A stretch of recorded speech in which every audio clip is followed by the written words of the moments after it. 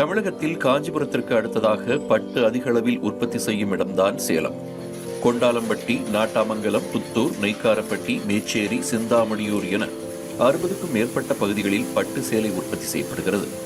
இங்கு உற்பத்தியாகும் பட்டு சேலைகள் தமிழ்நாட்டின் முக்கிய நகரங்கள் மட்டுமின்றி ஆந்திரா, கர்நாடகா, தெலுங்கானா, கேரளா உள்ளிட்ட அண்டை மாநிலங்களிலும் விற்பனைக்காக கொண்டு செல்லப்படுகிறது.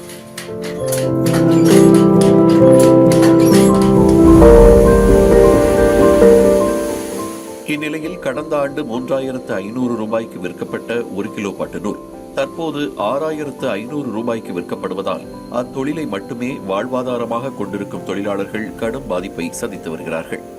இதில் பார்த்தீங்கன்னா ஒன்னொன்றுக்கும் தனித்தனி இருக்கும் பொருளுக்கும் ரா மெட்டீரியல்ஸுக்கும் தனித்தனி வரி.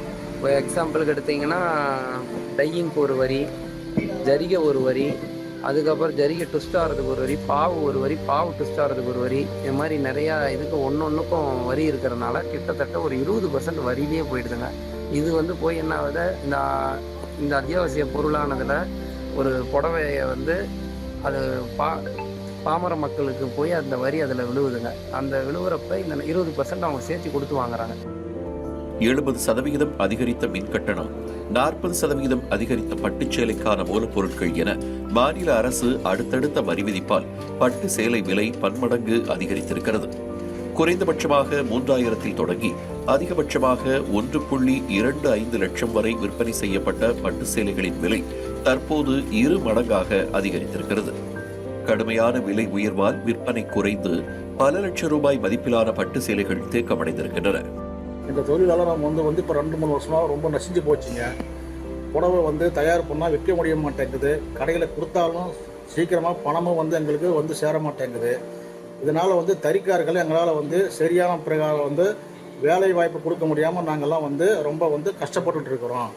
இதுக்கு வந்து மத்திய மாநில அரசுகளெல்லாம் வந்து மின்சார கட்டணம், வீட்டு வரி, அப்புறம் கடைக்குன்னா வந்து வரி சேர்த்தி போடுறாங்க. அது இந்த அப்புறம் குப்பை வரி எல்லாமே வந்து கொஞ்சம் குறைக்கணும். பட்டு விலையும் வந்து மெயினாக குறைக்கணுங்க. பட்டுச்சேலை விற்பனை மந்தம் காரணமாக லட்சக்கணக்கான தொழிலாளர்கள் தங்களின் வேலை வாய்ப்பை இழந்து வருகின்றனர். உற்பத்தி நிறுத்தப்பட்டு பல இடங்களில் கைத்தறி மற்றும் விசைத்தறி கூடங்களும் மூடப்பட்டு வருகின்றன. சேலத்தில் பட்டு சேலை உற்பத்தியை மட்டுமே நம்பியிருந்த தொழிலாளர்கள் தற்போது கட்டட வேலை மற்றும் கோழி பண்ணைகளில் பணியாற்ற தொடங்கியிருக்கின்றார்கள்.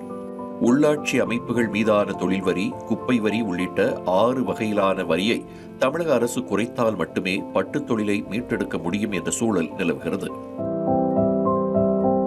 தமிழ் ஜனம் தொலைக்காட்சிக்காக சேலத்திலிருந்து செய்தியாளர் SK கண்ணன்.